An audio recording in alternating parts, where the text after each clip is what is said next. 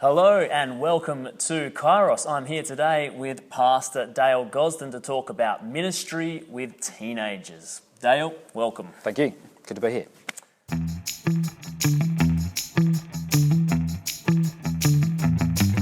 Oftentimes in the church today we hear people lamenting the loss of our youth.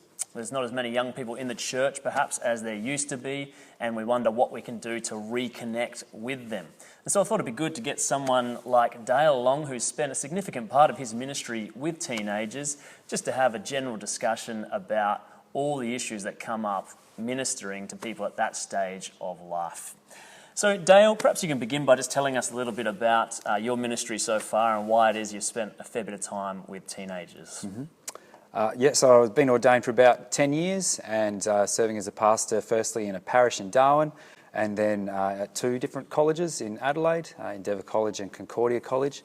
I'd already trained as a teacher before I became a pastor, so my teaching prac actually gave me some experience in ministry, helping out in some chapel services, taking some Christian studies classes. So I'd sort of hoped maybe in the future I could come back and still teach, and so I still am a teacher, but being able to minister to students and staff in a school setting is perfect for me. You enjoy this work, I imagine? I do, yeah. I find schools are really vibrant places. These are times in a person's life that they're never going to repeat again. It's such a formative time being at a school. You're growing up with people your own age, going through different phases of your life together, so many formative experiences together. So I think schools are great, they're vibrant, there's so much growth going on. There's lots of energy and excitement, there's different events going, always something happening. It's definitely never boring in a school, so I enjoy being a part of it. And you're not that old, but it is a little while since you yourself were a teenager. Yeah. And so as you reflect on that, what do you think has changed for teenagers today compared to when you were a teenager yourself? Yeah, I think there's lots of things that are still the same. I think it's really important for everybody of every age, but certainly for teenagers to know that they are loved and that they're valued and that they're valued by people they care about, that are important to them. That they've got a purpose in life, that they've got meaning. All those things I think have been universally true forever and will always be. So in some ways that's no different to when I was when I was a younger person. I think what's different though is there were times in every generation when people could find themselves observing things or hearing things or experiencing things that they weren't really ready for yet. They weren't mature enough yet. And so maybe they stumbled upon it and then never came back. But once you've seen it or experienced it, you can't, reverse it. You've experienced it. I think that's always happened. And I think when people like you and I were growing up, it was easy enough to access some of this stuff. You could go looking for it, or you could stumble upon it or have those experiences if you wanted to. But maybe it was just a little bit more difficult. Let's say you viewed something on TV, you might not see that show again, or if it's a movie, you might have to go to all the trouble of hiring the DVD and watching it again, or whatever it is. Or the VHS. Yeah, that's right. And it takes effort, right? And even if it's let's say it's a video that you shouldn't be watching, it's just inappropriate, there's the embarrassment of having to go and get that. It might not be sinister though, it just might be something that you're not ready for yet in that level of maturity, and it's just exposed you to something that you're not prepared for. So I think that can engender fear in a person or anxiety or just questions that they're not ready for yet, and that's the whole point of people presenting age-appropriate material, whether it's reading or plays or movies or whatever, language. I just think today, though, that it's unlimited. You can access that stuff anytime, safely, privately, no one needs to know, and it's really difficult for people or elders in a person's life, learned people who can give them sound advice, to monitor it. And so I just think it's more difficult for students now because they can still stumble upon these things, but then they can go back and watch them again, or they can experience it again and again and again. There aren't many consequences for it. They can get away with it. And so some of those things might be sinister, but some of them aren't. They're just things that make them have a greater focus on themselves, a greater self-awareness, and start comparing themselves with people that might be from all over the world. Like, we've always had comparisons. You might compare yourself to a person in your family or your tribe or your school or whatever, but you can compare yourself to people and they're not even real people, as in they're pixels on a screen, or they're people from, like, they might be images that have been doctored in some way. But how do they process that? They're not mature enough to process that. I think as adults, we're sometimes not mature enough. So, a bit of a long answer, but I think those are some of the reasons why I think it is genuinely more difficult growing up now, just to get a grasp of how do I make my way through this life? How do I discern what's real, what's not, what's helpful, what's not? How do I live up to the expectations that I've got? I think that's probably one other thing I'd say is we are so spoiled for choice right now. So there's limitless opportunities, and the expectation is you can succeed. You should succeed. Like, there's no excuse for not succeeding. But where do you succeed? Which area? I think there's a bit of anxiety about, well, gosh, I wouldn't want to stuff it up. I've had such a good opportunity. I've got so many different areas, and then how do I make a decision about that? Whereas at different times, although it might not have been the most fulfilling vocation, people have had simple choices. Yeah. Do this, do that, find fulfilment in it. I think people really do struggle now with trying to live up to this expectation to succeed in all of these areas, or a number of them, and then not really knowing if it's for them. Yeah. So that's something they struggle with, I think. Yeah, no, I've heard interesting stuff about how this burden of choice in the modern world, and just how overwhelming it can be. And I think of even little anecdotes about very successful people who arrange or pay someone to choose their outfits for each day just to get around, because less choice to make. That's right, because there's just this endless choice, and it actually becomes quite a burden then. And this is expanded greatly when it comes to career choices or life choices, that sort of thing. Well, people are expected to have something to show for what they've been around on earth doing. And because the internet allows you to see what everyone else is doing at your stage of life, and you also have a platform to show other people what you are doing at that stage of life, you just have this natural comparison. I think because we compare ourselves with each other naturally, you just can't help but have it. And I just think you can get really sucked into that kind of vortex of spending more time doing things that are disconnected from real relationships and even the environment, and more connected to a reality which isn't actually real, if that makes sense. And so it's not about saying those things are bad, it's just about I think it's harder for young people, because we haven't ever been in this era before. How can young people negotiate their way through that to figure out, well, what's a healthy amount of interaction, what's unhealthy? If I've seen something that I'm not prepared for, how do I deal with it? And how do I resist the temptation to go back and see it again? All that stuff. It's sort of uncharted waters. Yeah. And for that reason, I think it's difficult for them. It's also difficult for people in my position or as a parent to go, well, how do I lead people through this? No one's done this before. So it's tricky. It's very interesting that you point really to technology and social media as some of the big differences for teenagers today. I feel a real conflict about this myself, particularly because we're making a YouTube video and podcast at the moment. Yeah, that's right, the irony. And sometimes I'll even ask people. I say, "Are you on Facebook? If you are, check this out and this out and this out.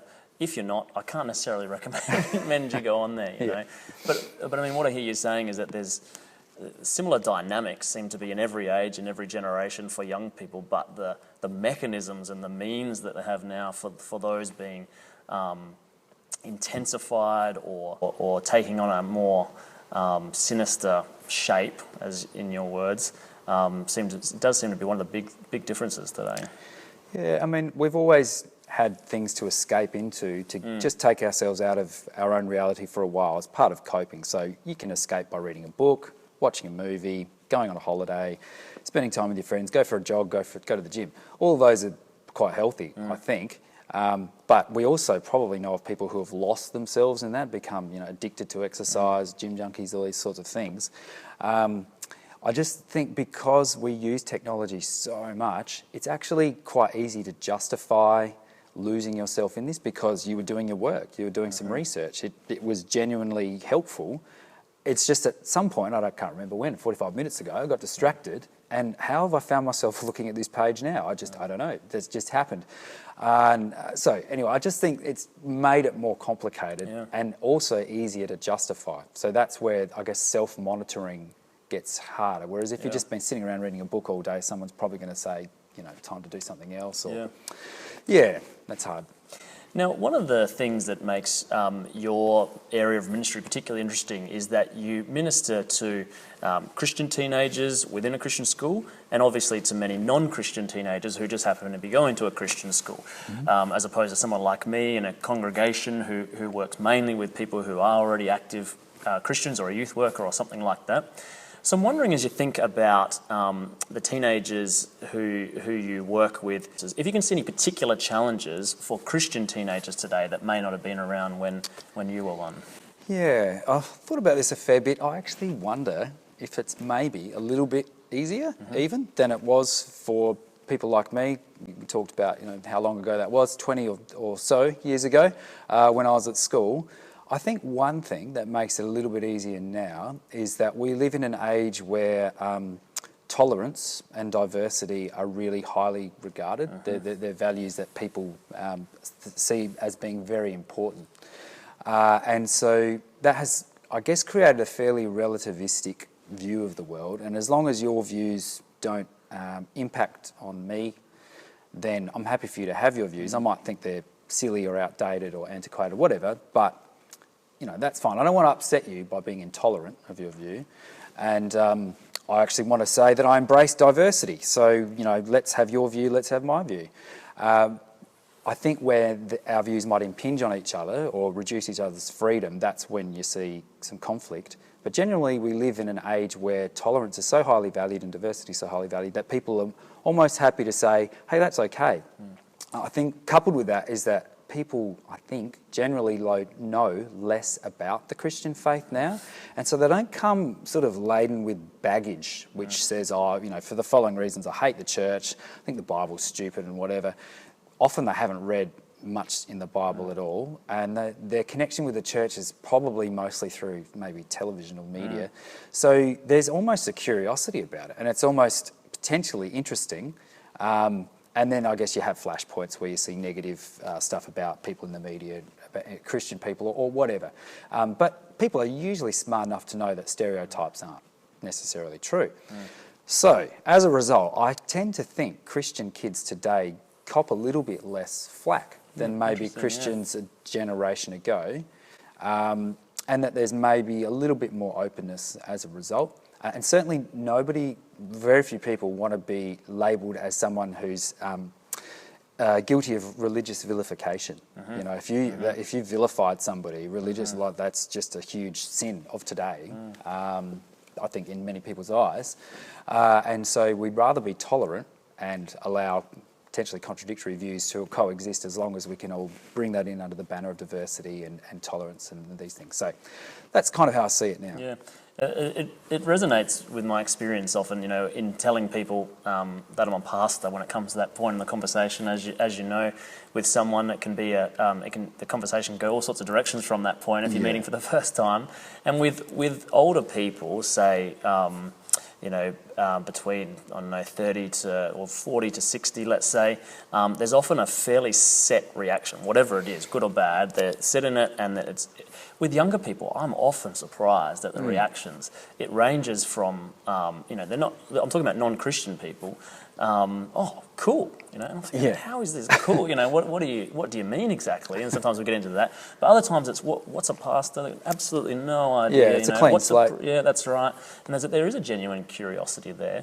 I'm curious with those teenagers who don't have a Christian background in the school. Do you see much openness there beyond that sort of surface level curiosity? Are there, for those of us who would love to see more young people coming to faith in Christ in our day, do you think there are reasons for hope there? Oh, for sure. I've been really encouraged by what I see, say, in some Christian studies classes as I don't think it's any surprise that education is strongly linked to greater understanding here. It's sometimes maybe been understated in our own church how I think the most common title for Jesus among his disciples was teacher. Lord, for sure, obviously, all those things that we know him to be. But teacher is crucial.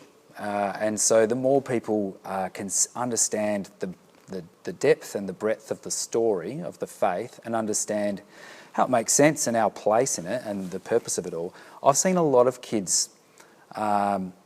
the curiosity turning into something much bigger than that, and a sense that what has been said, whether it's by me or somebody else, rings true for them. How you measure all of that stuff, I just don't even really bother trying because it's so difficult. But certainly anecdotally, from what people have come and said to me at different times about how important whatever it was I said was, you get the sense that, well, I can't do God's work for him. But I feel like I've fulfilled my calling for this time and place, and I've said what I needed to say, and it's I guess put the word out there as best I can, and let God do the rest. I mean, I'd love to say I've got all these strategies for then how to harness that, but I just think it's too complicated, and people are on such long journeys that we're just called to be faithful here and now.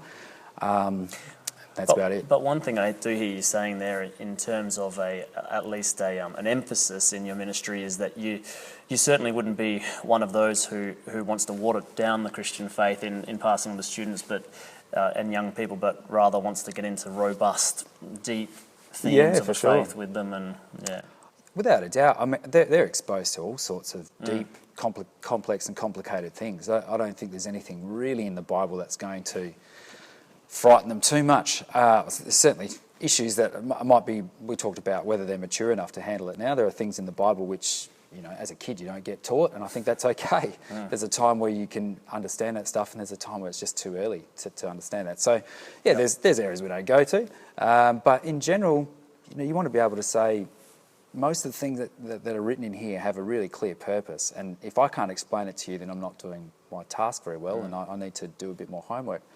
But there's important stuff, and we see it in particular. I certainly find one of the harder services to take is an Ash Wednesday service. It's often at the very beginning of the year, and sometimes it's almost been the first service of the year, or the second, the first proper service after the opening service.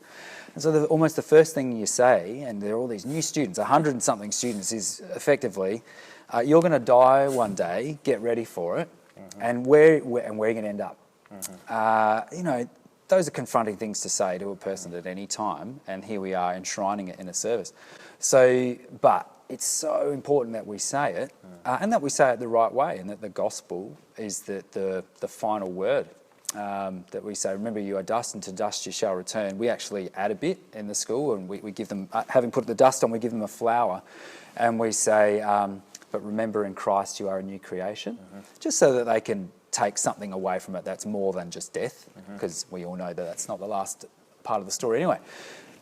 However, it's hard to kind of bring this stuff up, but there are things that happen in the life of a person, and sometimes they're in that very same year where that cohort, that they're touched by something that's happened either personally in their own family life or something in the life of the school, and without having to go back and say, you remember, I told you about that, you don't have to, because you just know. And you might allude to it in some regard, but usually Easter's probably happened by then, and you say, well, we talked about this, and Christ suffered for us, and Christ brings those who have faith in him from death to life, and all that kind of stuff, and it just brings it together. But I would never say, oh, it's too harsh, don't talk about that now. You can tone it down, or you can overbalance, you can overemphasize it sometimes. I think having balance is important. So you touched on before some of the challenges of teenagers in our day with technology and social media and the way it's developed. I'm wondering what other things might come to mind for you when you think about challenges for a teenager in 2019. I think one of the issues with older people ministering to and with younger people is people just don't actually know what's going on in their lives and what their challenges are. If you were to think about young people who may come to talk to you from time to time in the school setting, what sort of common themes that come up in young people's lives these days that they're struggling with? We talked before about those fundamental things about acceptance and feeling loved and valued. I still think those are the main things, but they're just amplified because they are in contact with people through different means, but they're not really in contact with them personally. And I think that just means they get a false understanding of their own place and their own self-assessment, or even the assessment of other people, and looking for validation from other people. We need it. We need to be validated in the right order. You know, we talk about being validated by being made in the image of God, but you still got to have validation from, in our case, our wives and our families. Like, that's important to us. It's who we are. And you wouldn't want to change that, but having it in the right order is important. I just think that they're looking for that, and they're at a time in their life where they are pretty insecure. And they're looking for what's going to define them, you know, and that's why these are formative years, and ill-placed words or behaviour that's really awful, that seems like nothing, could just change or characterise that person for, maybe not for life, but for a long time. And so I think that's why school can almost go either way for some people. Some people just say that was brilliant, I loved it. Yeah, there are a few bad times, but generally excellent. And others, it only takes a few things the other side, and they're like, I hated school, and that's marked me for life. So it's about working with that and just trying to say, well, giving them some tools, I guess, to say, well, let's get that order right, and let me talk about how God sees that order. But just understanding this is a difficult time. They're going to go through this anyway. They just have to get through it, I think. And just your comment there about how God sees these things is a good segue into what I wanted to ask next, which is that as a pastor in the school setting, a lot of time with teenagers, how have you found that the Christian message can particularly speak into these sorts of challenges that young people face? I've tried to think a lot about Jesus' call to discipleship for his first disciples back then, and then also now, and just give some images for it, because there are lots of different ways of understanding discipleship in the kingdom of God and all these kinds of things. I think a helpful image, certainly for me, so I hope it's helpful for others because they probably hear it a bit, is talking about Christ really calling us away from paths that lead to death and that give the impression that they lead to life and blessing, but actually don't. And calling us away from that and calling us to his path, which is the only path that leads to life and to blessing and to joy, or joy that lasts, and the fruit of the Spirit, things like peace that last for longer than just a fleeting time. I think there's lots of things in life which are good gifts from God and give you those things, but it only lasts for a time. And so I think the call to discipleship is basically Jesus saying, you're on a path, but it's not going to lead to life. Come on this path. In fact, you're lost. I'm going to bring you back onto this path. It's the path of righteousness. And this is the path that leads to life and to more life and to blessing. You might not see it beyond this point, but knowing that it's going to have ramifications for the way you live your life, and what you put your trust in, and then how you wade through the amount of choices that are just raining down on you.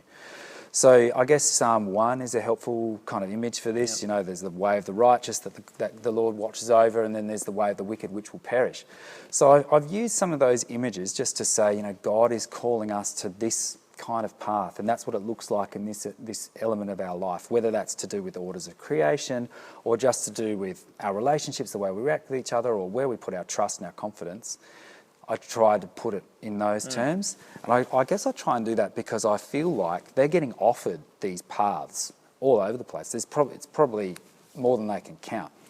And they'll invest in one of them, I think, or a few of them.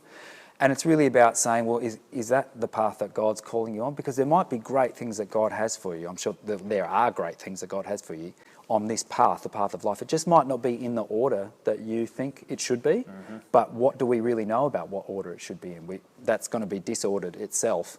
Look, it's hard to go through all those things, so you don't sort of shove it down them all in one go.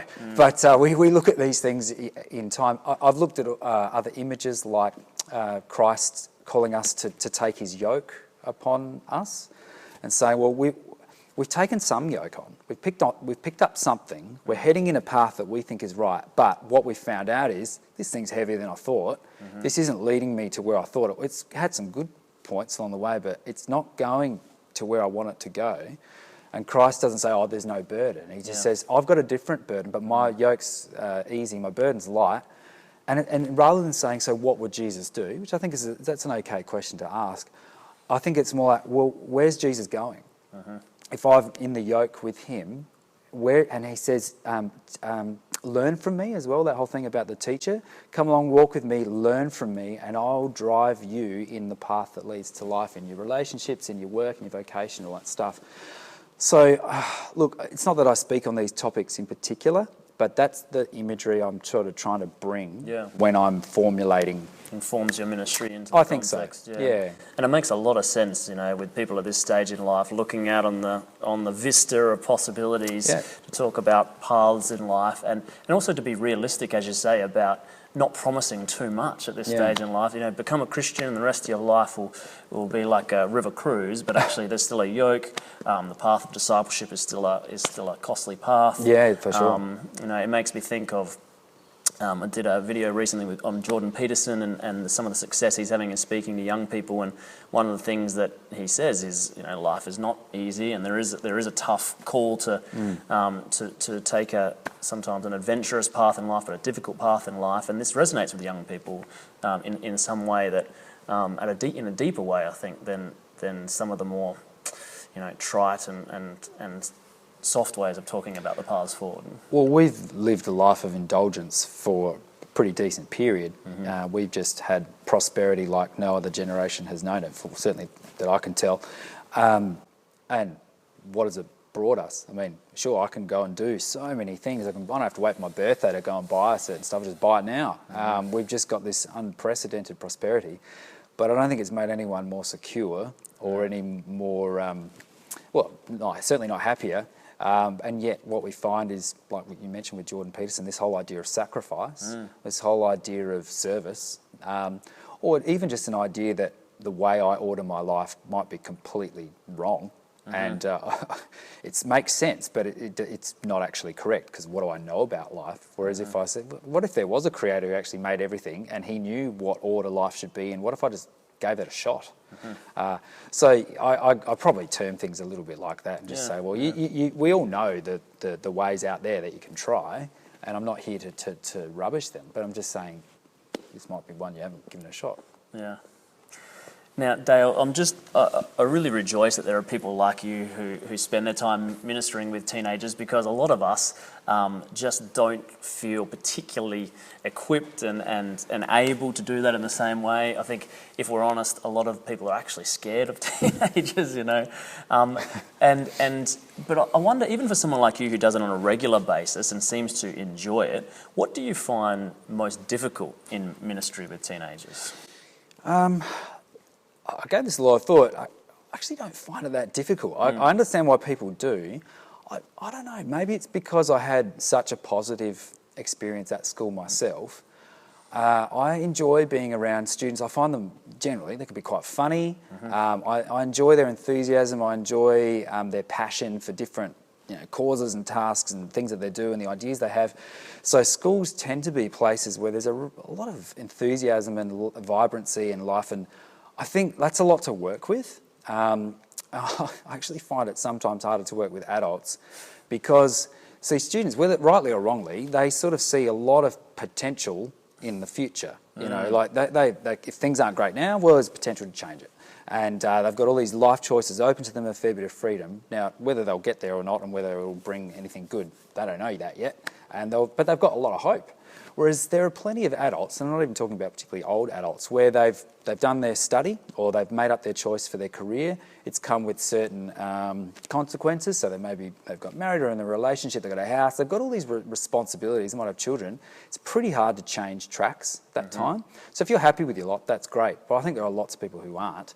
And I find they're the ones who tend to give the impression they're a bit defeated almost, like they're not getting a lot of joy out of life because they go, well, I can't change it now, or to change it would be so difficult. Whereas I don't think students see it that way as much. There are some who do, which is really sad. So for that reason, I actually find it pretty easy working with students. It was probably good, given that I do what I do. Oh, praise the Lord. Different gifts in the body for different ministries, I'd say. Maybe. And perhaps to return to my intro, thinking about the wider church and sometimes the frustration of people, the laments of people, and the amount of young people that have fallen away from the faith or don't practice anymore, don't go to church, that sort of thing. Someone from sitting in your position, do you have any reflections or comments on what the church could be doing better to connect with young people, to retain them in the practice of the church? Yeah, I've just certainly given it some thought. I think a sad aspect to our life in the church, particularly in the LCA, is that we're very critical. And so I'd hate to say, here's another person who's telling the church what they're doing wrong. Because I think we've had so many people do that, either from within or from outside. And I feel like I've been to so many church functions where people were just crushed. They just say, well, we've mucked it up again. We've been doing it wrong for 30 years and who would have thought? We've spent all this time praying and seeking God's will, and yet we've clearly stuffed it up. So I just don't want to add to that because I'm so grateful for the people who have served us in our church for all the time that they have up until now. So I don't want to say, the church is blind in these areas. I think if I want to say there are some reflections that I'd encourage us to look into for the future, and others might see it differently, I would probably say an image that I've found helpful in the way that I would approach this is, and forgive those people who don't like football, I'm sorry, but take any code of football you like or sport, but just introducing somebody to a game. I would never take an uninitiated person to a game of football, soccer, rugby, AFL, whatever, and say, sit down, enjoy, catch you later. Everything's here. You'll fit in. Because they'll be confused. They just don't know what it means. There's so many rituals involved. There's uniforms. There's songs. There's just so much wound up in it. People are wearing colours and scarves, and what does it all mean? I wouldn't leave them at the ground. I wouldn't leave them to watch it in front of the TV. And I have done this, because I've got 2 young kids, and I've initiated them more or less into football. That's a picture that really resonates with me. I've taken international guests to the football. Right. They sit there the whole time asking questions. Right, exactly. And it would be silly, it'd be negligent really, to just say, off you go, best of luck. They're not going to, if you want to pass on the game of football that you probably love, I love, for better or worse, that's not going to do it.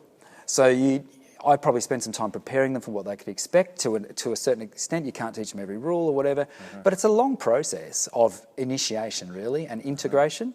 I just am not sure, and again, there'll be people out there saying, no, we have done this, but I haven't experienced it since when I was a young person, and as a person in ministry, I haven't heard anybody talking in those terms about how do we help integrate young people into the life of the church. I've heard a lot of people with good intentions talk about how can we do things so that young people will like it more, but I think those are very different things. So, for example, if my son said, I don't like the Port Adelaide song, I'm a Port Adelaide supporter, or the Crow song, I don't like the song, and a lot of people my age don't like it, I don't think they're going to change the song. I think what's going to happen is we'll teach them the song, we'll teach them the story, we'll teach them the important people who have made the club what it is, we'll teach them the importance of all these things, and I find more often than not they're drawn into it and they want to be a part of it. And we teach them the language, what you call out, what you don't call out at a game. And I think in terms of and they go from being a spectator to a participant. They're still spectators, but they're participating. It's different. And I think it's the same. I know I'm talking about worship in particular, but it's obviously a fairly important part of it. I just wonder if we've given much thought to integrating young people. So let's say they go on a camp, Christian Life Week, or a youth camp of their own. I often think, for good reasons, good intentions, they create an atmosphere which is people of the same age, a really intense but great faith-forming experience, but it's not something that can be replicated easily. And sometimes they do say this isn't going to be replicated, but I almost get the sense that we hold on to the next one. Hold on until the next one, or maybe a youth activity or whatever, where you can say, well, when are we ever going to be in a room with like-minded people of the same age? Whereas if you're trying to say, well, we're integrating you into a family where everyone's of a different age, I just think you can do that in a different way without without saying, well, your views don't matter, you know. And so if I've got another picture, if you just permit me, the other picture I use for this is, say, Christmas lunch. So this might be familiar to people, but generally everyone gets together for Christmas lunch, and there might be not enough room in one room, and so you have little sections, but generally it's one meal. We all eat the same food. The kids definitely don't dictate what we're eating or drinking, although we have food for them that they can handle and enjoy. But we have traditions that they're brought into, and adults act like adults, the children act like children, and they probably get presents and the adults don't, and whatever. There's special events for them. But they learn how to be an adult by being part of that.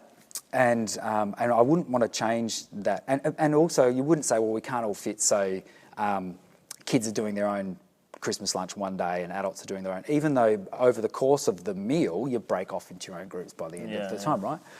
Fall asleep on the floor. Right? Yeah, well, whoever does that. That's right. And I just think that's a reasonably accurate comparative picture for the church. And they say, well, this is the family, and we want to honour the people who've been here the longest because we're grateful for what they've done, what they've provided. We don't let them just dictate everything, and they shouldn't dictate. Out of love for their family, they should pass on these things in the best possible way, and have input from younger people. But there will be times where we're separate and we kind of do our own thing, but you would never say, you do Christmas on your own and we'll do Christmas on our own, adults and kids separate. Like, it's got to be together. So I would just love to hear someone in the church make some plans, and they may well have done it, about how do you integrate people, young people, into an experience which is not going to be like a mountaintop experience, if you want to use that term, but it is going to be like normal life. And then how can you also nurture them individually or in the age-appropriate stuff for them too? So that's great images, Dale. Yeah, the football, introducing the football and the Christmas lunch. Yeah. Well, I mean, you've heard responses that we say in church, right? And I've loved hearing my own kids say those responses at home, out of context, or sing parts of the liturgy, and I've just gone, they know it, and we've made a little bit of an effort to help them integrate, but I wouldn't say we're world beaters, or I'm not writing a book about it. But if we can do that with young kids, I'm sure you can do it with people of any age. And I would just like to see that balance come up a bit.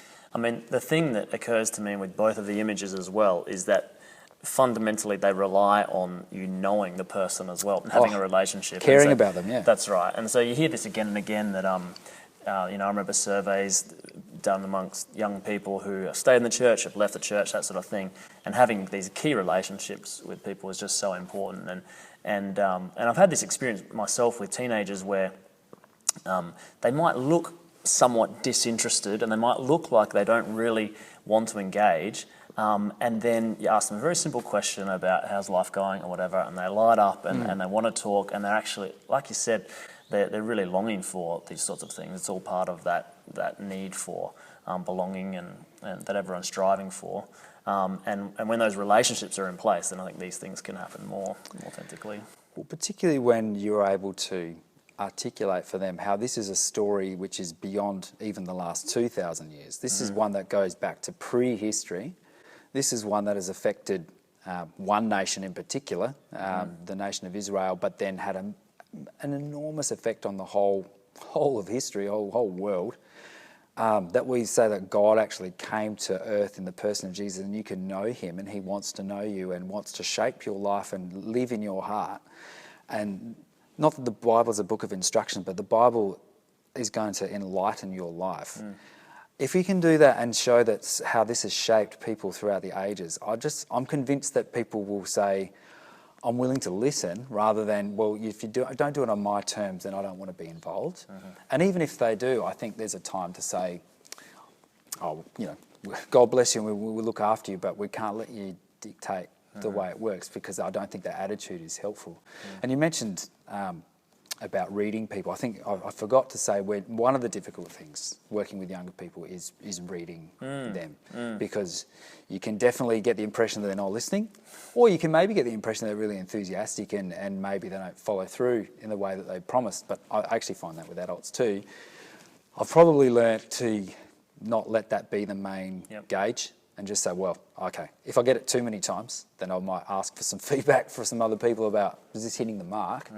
But more or less, I just want to make sure that I've done what I've been called to do faithfully. I do ask for feedback, and as long as those important people continue to endorse what I'm doing, then I won't bank too much on the reaction, and I'll just trust that there's something deeper going on. I certainly hope there is. Yeah, that's it. Well, Dale, really appreciate your time today for coming on and talking about ministry with teenagers, and God bless you in your continued work. Thank you very much. Thanks for having me.